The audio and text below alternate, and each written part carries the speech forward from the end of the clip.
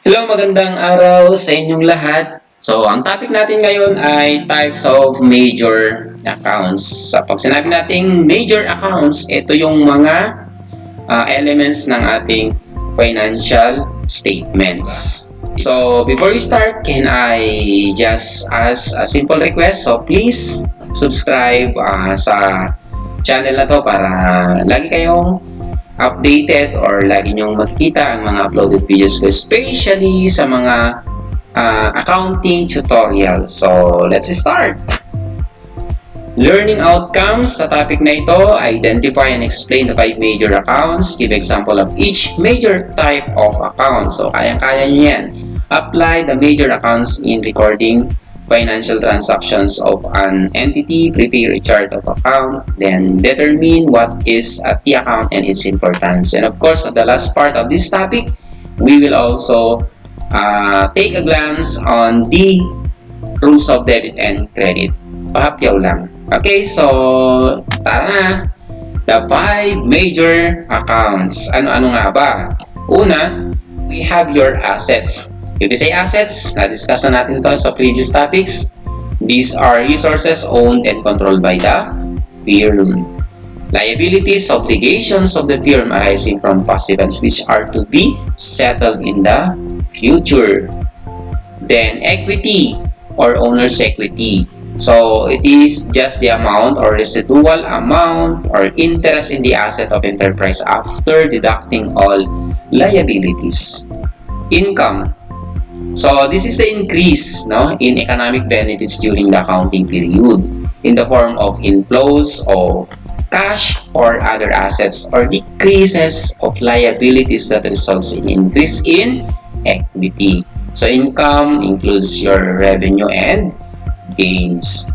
Then, we have your expenses. So, ito naman yung mga decreases in economic benefits natin during the accounting period in form of outflows of assets or incidences of liabilities that result in decreases in equity.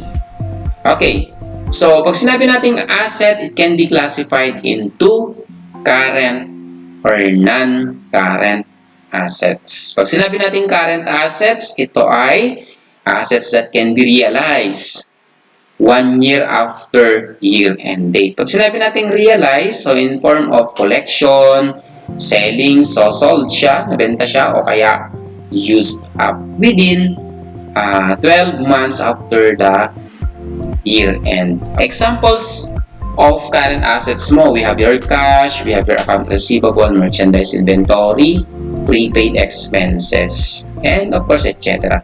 The next is your non-current assets. Pag sinabi natin non-current, this cannot be realized 1 year after year-end. So, yan. Example mo ay yung mga property, plant, and equipment mo. If you say property, plant, and equipment, this will be your equipment, furniture, or building, land, machinery. So, yung mga physical assets. And of course, long-term investment. So, non-current asset ang mga yan. And then, assets may be classified also as tangible and intangible. Pag sinabi naman natin tangible, from the word tangible, di ba? Can be seen, can be touched. Therefore, meron silang physical substance. So, physical assets such as cash, supplies, and furnitures and fixtures. Siyempre, kapag meron tayong tangible, meron din tayong intangible assets. So, these are non-physical assets. So, hindi mo sila nakikita. Hindi mo rin sila nadarama. So, these are the patents, trademarks, for example, copyright, notes receivable.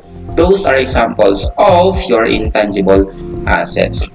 And then, what are the account titles used for the asset accounts? So, meron tayong mga account titles typically used for current asset. Meron tayong cash, meron tayong account receivable, meron tayong notes receivable. Okay, ano ba pagkakaiba ng accounts receivable pala at notes receivable? Pag sinabi natin account receivable, due from customers arising from credit sales or credit services. Note receivable naman can be the same, di ba? Due from clients din siya, but it is supported by promissory note. So, meron siyang written promise to pay. Diba? Kaya tinawag siyang notes receivable. Okay, let's continue. Allowance for bad debts. So, ito naman yung mga aggregate amount of estimated losses from uncollectible account receivable. Okay, so you cannot avoid if you are offering credits. Customers din talaga na hindi nakakapagbayad dahil siguro sa iba't ibang reason or problems, di ba? So, yung mga yon considered sila as uncollectible accounts. So, pag sinabi natin allowance for bad debts, this is a deduction to your account receivable. So, it is still presented as part of the presentation of the current asset or account titles used as current asset. Okay, let's move. Inventories. These are asset held for sale. So, lahat ng mga asset mo na binibenta mo ay inventories ang tawag doon. And then next, we have supplies, items purchased by an enterprise which are unused as of the reporting date. So, di ba, sa isang enterprise, meron kayong mga supplies, depende kung anong supplies yan, di ba? So, lahat ng mga supplies na hindi pa nagagamit is still reported as assets. Then we have prepaid expenses. So, prepaid expenses naman, these are expenses paid in advance, kaya tinawag siyang prepaid. They are asset at that time of payment and become expenses through the passage of time or when they are used up. So, halimbawa, prepaid rent, di ba? So, nangungupahan ka ng pwesto, binayaran mo na yung buong taon. January pa lang, binayaran mo na yung 12 months mo. And then, syempre, hindi pa yung expense. So, during January, you can report still as prepaid rent or prepaid expense. Pero pagdating ng December, syempre nagamit mo na lahat yan through passage of time, yun, nagiging expense na siya. The next is accrued income. Pag sinabi naman natin accrued income is revenue earned but not yet collected. So there are other accounts being used aside from account receivable or not receivable para i-record yung mga accrued income natin. So, earned na deliver mo na yung part mo, halimbawa na-deliver mo na yung services or your goods, pero hindi mo pa na-collecta yung bayad, accrued income yung mga yun. Okay, short-term investment. Siyempre, meron din mga investment na short-term. So, considered pa rin sila as current assets. Okay. The next is, we have your non-current assets. Ano naman ang mga ginagamit na accounts for your non-current assets? So, we have land. So, this can be vacant or occupied by a building owned by the entity. Take note, it should be owned by the entity. And take note, land is not depreciable. Hindi siya subject for depreciation. Di ba? Yung mga lupa, hindi yan bumababa yung value nila. Kundi, tumataas ang value. Ayan. Next is building. If you say building, long-lived assets which have been acquired for use in operation. If you say acquired, can be purchased or constructed. So, alam niyo naman siguro, no? Tsura ng building. Yan. Accumulated depreciation, so total amount of depreciation expense recognized since the depreciable asset was acquired. So, this is a contra asset account. So, accumulated depreciation, for example, your building, nagde-depreciate yan. So, yung depreciation part will be accumulated. So, it will be deducted. Kaya tinawag siyang contra asset account. But anyway, it's still represented or presented in your non-current assets. Okay, next is we have your equipment. Alam niyo naman siguro ibig sabihin ng equipment. So, consists of various assets such as machineries, office equipment, computer equipment, furnitures and fixtures. So, pwede yan. The next is long-term investments. Aside from your physical non-current asset, meron tayong mga long-term investment. So, investment made by the company for long-term purposes. So, these are the typical accounts being used for your assets.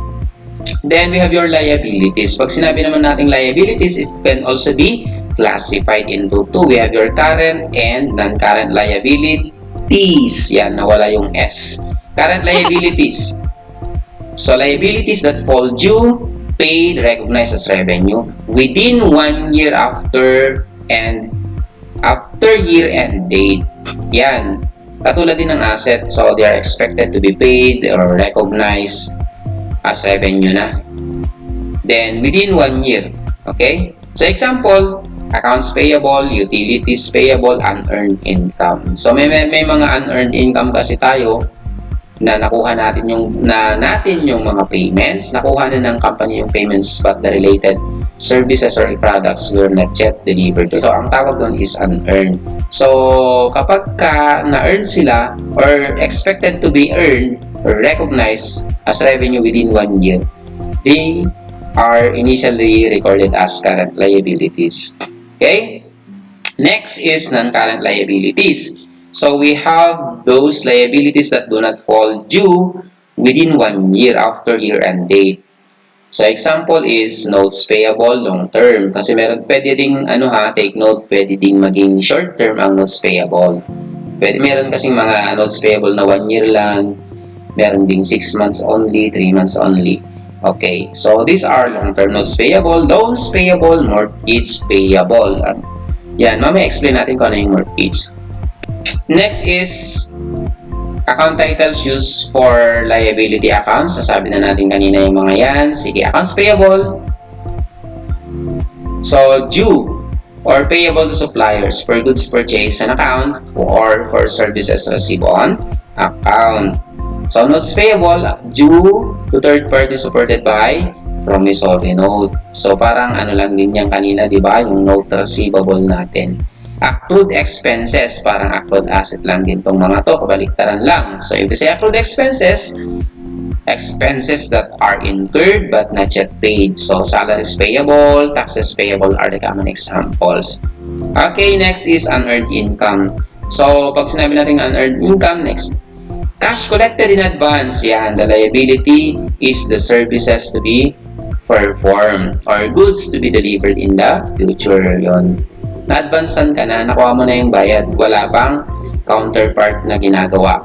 Wala ka pang dinideliver na produkto. Wala ka pang rendered services. Kaya, syempre, it's still a liability. Okay? Next, account title used for liability accounts. This is also for non-current liabilities naman.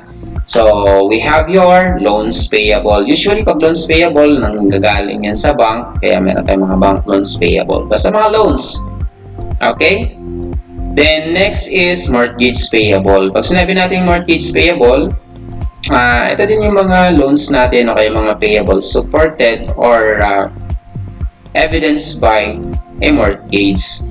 So, pag sinabi natin mortgage, merong mga collaterals na ginamit. So, for example, pag lupa yung collateral mo, it is a real estate mortgage. Kapag ang collateral na ginamit mo ay mga personal property o mga movable properties, tulad ng halimbawa, yung kotse, ganun, o kaya vehicles ang ginamit na collateral, then ang tawag naman sa kanya ay chattel mortgage. So, usually, ang classification ng mga to ay nasa long-term or nasa non-current liabilities. Okay, so how about account titles used for equity accounts? So, meron tayong capital. Capital is the value of cash and other asset invested in the business by the owner of the business. So, whatever investment made by the owner to the business, papasok yun as capital. For example, ako, Bert Bermudez. Patayo ako ng isang business, di ba? Pagawaan ng sardinas. For example, nag-invest ako ng 100,000. So, Bermudez capital, therefore, is 100,000. So, parang ganun. Then, owner's drawing, papasok din to as part of the capital account. Ang owner's drawing naman, kabaliktaran ng investment. So, account debited for the temporary withdrawals of the owner during the period. So, kapag gumawa ka ng mga temporary withdrawals, meaning, kumuha ka ng asset from the business for your personal use. Recorded ha, recorded, hindi mo ninakaw. Okay, nag-withdraw ka muna. Masyado nang maraming investment ko sa business na to. Kukunin ko na yung ibang pera, ilagay ko sa other business or gagamitin ko for my personal use.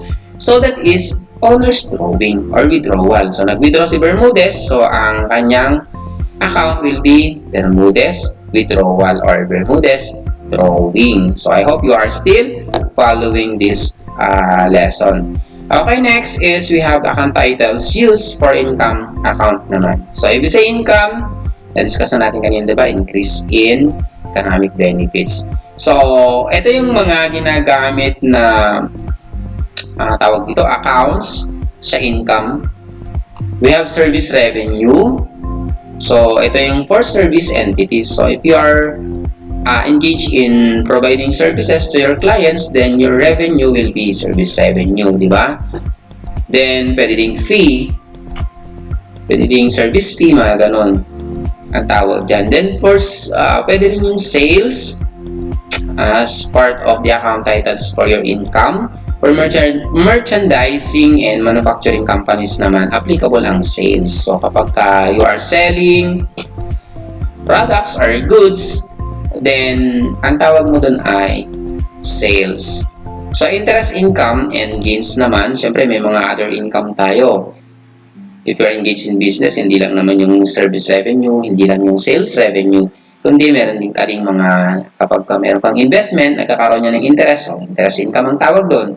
Nagbenta ka ng hindi na ginagamit na asset, halimbawa, ang kanyang carrying amount na lang ay 10,000, nabenta mo pa ng 2,000, so meron ka pang ganansya, gains. Okay. Next is account title used for expense account. Ito naman yung mga ginagamit for expense account. So, we have cost of sales or cost of goods sold. Pag sinabi natin cost of sales or cost of goods sold, ito yung puhunan ng mga binenta mong product if you're engaged in selling or merchandising or trading or manufacturing, di ba? Nagbenta ka ng product, syempre may puhunan yan.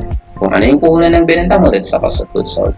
Okay, freight out. Freight out is also known as your transportation cost or transportation out. If you are selling product, you deliver the product to your clients or to your customer, you incur transportation costs in transporting those goods or products. Diba? Ang tawag natin dun ay freight out or transportation out.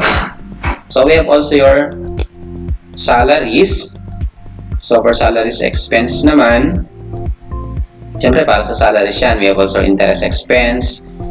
So, very self-explanatory na itong mga to. Utilities expenses. Halimbawa, electricity, power, ano pa ba, water, internet, telephone. So, yung mga yun ay utilities. Bad debt expense. So, ito yung mga uncollectible accounts na na-proven uncollectible. So, expense mo na, huwag ka nang umaasa ang makolekta pa, di ba? Depreciation expense naman para sa mga depreciation ng iyong mga assets. So, expense na yan. And yung mga na-accumulate is accumulated depreciation. Sa asset naman siya pupunta as contra asset. Pero yung the current period depreciation, that is an expense. Okay? So, next is the preparation of your chart of accounts. Ano nga ba ang chart of accounts? Ang chart of accounts is just a simple listing of the accounts used by companies in their financial records. So, parang database mo ng accounts ito para hindi ka maliligaw. Para lahat ng gagamitin mong accounts is uniform and consistent. So, hindi ka mag-iisip, ano kayang accounts itong i-record kong ito. So, kapag meron kang chart or list ng account titles, alam mo kung ano yung ginagamit. For example, account receivable. So, every time na merong account receivable, i-record mo siya as account receivable. Diba? Hindi ka na mag-isip ng iba pang account title. Okay. So, steps in the preparation of basic chart of accounts. So, ito, discuss na lang natin. So, this is an example of a chart of account. Ayan. So, just a picture, no? Okay. So, sa chart of accounts, simply create a three column, yan, table or matrix. Sa first column, gagawa ka lang ng account code or account number. Pwede, account title, then yung explanation of the account or description ng account na ano pa yan. Kailan ba yan gagamitin? So, para may basis ka. For example, account number 100. Eto, 100. Pag sinabi natin 100 kasi alam mo na cash on hand yun. Okay? So, anong gamit ng cash on hand? Para hindi malito si bookkeeper. So, ginagamit ang cash on hand sa pagre-record ng cash collected from sales or collection of receivable other than sources of cash presently in the hands of the business under the custodianship of the cashier. So, on hand, di ba? From the word on hand, hindi pa na-deposit sa bank. Siyempre, kapag ka-deposit sa bank naman, yun naman, 101, cash in bank. And pwede ding petty cash fund. Note receivable, 103, and 104. So, sabi ko nga, it is just a listing. So, first step is gawa ka ng table, 3 columns, then sulat mo account number, account title, and explanation. So, sulat mo in each account, the account number, the account title, of course, and the explanation. So, kung napapansin nyo, ang una natin ginagawa ay linilista muna natin yung mga assets. So, yun, yung presentation natin, yun yung order of presentation. So, assets muna, then liabilities. So, susunod syempre yung equity na wala lang dito ha, tandaan. Equity muna, then we have your income accounts, and then we have your expenses accounts. So, ayun lang. Maglalagay ka lang ng coding. Depende na kung anong gusto mong coding. So, this is your chart of accounts. And then, we have your T account.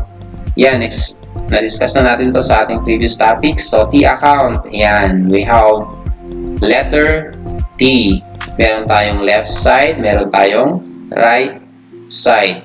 Sa left side, debit. Sa right side, we have your credit side. So, yan, lahat ng mga assets at lahat ng mga expenses, ang normal balance nila ay yung debit. Meaning, isa sa atin mamaya, sige. Tapos dito naman, lahat naman ng mga liabilities, equity, and income, ang kanilang normal balance ay credit. So, yan. So, dito natin discuss yung rule of debit and credit para mas magkaunawaan tayo. So, sa asset and expense, sabi natin kanina, ang kanyang normal balance ay debit. Yan, debit. Ang ibig sabihin ng normal balance, kung saan sila nag-i-increase. Ibig sabihin, kapag ka-dinebit mo ang asset o expenses, you are adding up to their amount or value. So, nag-i-increase sila. Pag credit mo sila, they decrease. Yan, nababawasan yung kanilang value or amount. Nakasunod? Okay, next. Yan. Kapag ka sinabi naman nating liabilities naman. Pag liabilities, we have also your debit and credit. Yan, ang normal balance ng liabilities, sabi natin, is nasa credit. Meaning, kapag dinebit mo ang liability, nagdi-decrease. Kasi if you can imagine, ito yung equation na part dito, di ba? Merong equal dyan. So, opposite side sila, kabaliktaran, di ba? So, kapag credit natin ang liability, nag-i-increase naman. Then, we have owner's equity and income. So, the same sila ng attribute dito sa liability. Sa left side, debit, decrease. Sa right side, credit, increase. So, nag-i-increase ang equity at income when we credit them. And they decrease when we debit. Okay? Nasundan ninyo? So, thank you for watching, and I hope this simple video will aid you understand the topic in accounting, especially in our special topics sa major account. So, thank you for watching. So, ang reference ko pala dito, Sus Vernon Milian, Financial Accounting and Reporting. So, pwede nyong basahin yon. And of course, marami pang ibang mga libro na pwede nyong basahin.